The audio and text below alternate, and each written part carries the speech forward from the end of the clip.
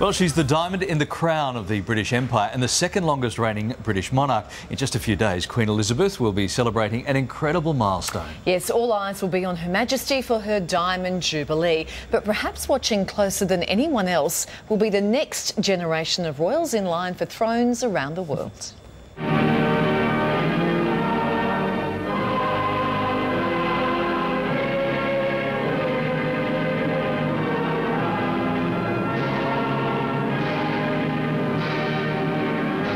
The 6th of February 1952, 25-year-old Princess Elizabeth was crowned Queen Elizabeth II and received not just a country to rule, but an empire. I declare before you all that my whole life, whether it be long or short, shall be devoted to your service.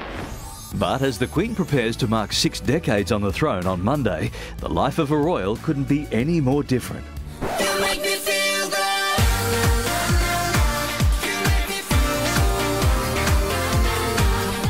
The younger generations have enjoyed a celebrity status of their own, and for a long time were more likely to dominate headlines for their scandals than their achievements.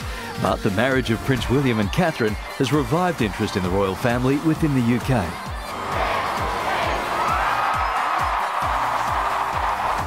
While elsewhere in Europe, a new breed of royal is emerging, determined to make a difference on their own terms. So just who is this next generation of blue bloods to watch? Joining us live with more from the UK, our correspondent Martin Frizzell. Martin, hey there.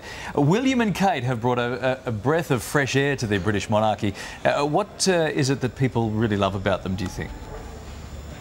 Well, what is it there's not to like about them, Larry? Let's face it. She, of course, it's the fairy tale. She's the commoner who's married her prince. They're great friends. They've known each other for quite some time, for several years. She was, you know, Waity Katie, kept on hanging in there for 8 years. But they really are truly in love. And, of course, he's gone off to the Falklands. As I speak, it's just been announced he has now landed in the Falkland Islands for, you know, some 6 weeks or so. He bought her a Cocker Spaniel puppy to keep her company, which we're all seeing pictures of now, which is lovely as well. For the first time in her married life, she's going to be not with her husband on Valentine's Day, of course. Where's she going to go? Well, she's going to go and do some royal duties, of course. That's probably love her so much. She's going to go to Liverpool to meet addicts and then also onto a children's hospital. Also, bear in mind, she's the queen in waiting of the high street. She shops in Zara, lots of other high street stores, and she doesn't just wear something once, she recycles it and uses it again and again. So, queen of thrift as well.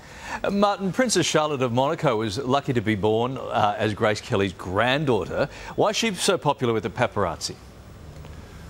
Well, she may be Princess Charlotte of Monaco to you, but to lots of us, she's the Pippa Middleton of Monaco, because she was the one who turned the heads at Uncle Albert's wedding not so long ago, the wedding that was almost never going to be.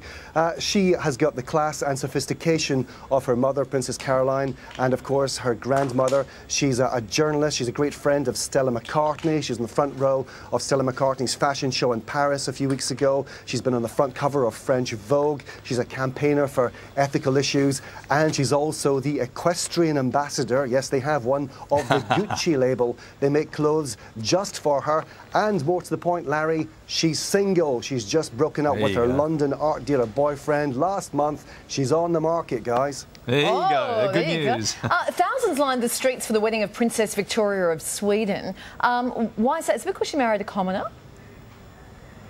Not just a commoner, it was her personal trainer she married. This would never have happened in Queen Elizabeth's days. You don't just marry the guy who keeps you fit. She's married a personal trainer. She's been hanging out with him for quite some time as well. But also she absolutely is deeply involved in what happens in Sweden culturally and industrially. She goes around the world, I swear to goodness, opening IKEA factories and also visiting the crews of the Volvo Ocean World Race. So she's not daft. She's got her head screwed on in the right place.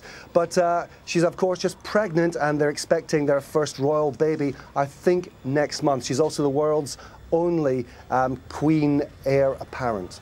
And she will be putting the baby's cot together with an Allen key, which is encouraging.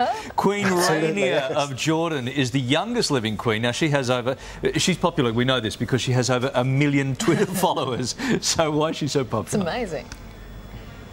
Well, actually, I've just checked her Twitter account. She's now got 1.8 million Twitter followers. Wow. It was her husband's 50th birthday just yesterday, and her son's birthday as well. Here's what a queen tweets to her king. Here's wishing many happy returns to my king, husband, best friend, confidant. Happy birthday, Your Majesty. That's what she does. She's on Facebook. She's got her own YouTube channel as well. But the main thing why she's loved in Jordan is because she's a Palestinian. 60% of all Jordanians are actually Palestinians. They're the people who, of course, have no land. She fights on their behalf. She's a big defender of their causes. She looks after the unemployed and the children. She's a real good egg, and they love her out there. It's an empire that can be ruled in 140 characters or less. Excellent news. Thank Good you, for her. Martin, thank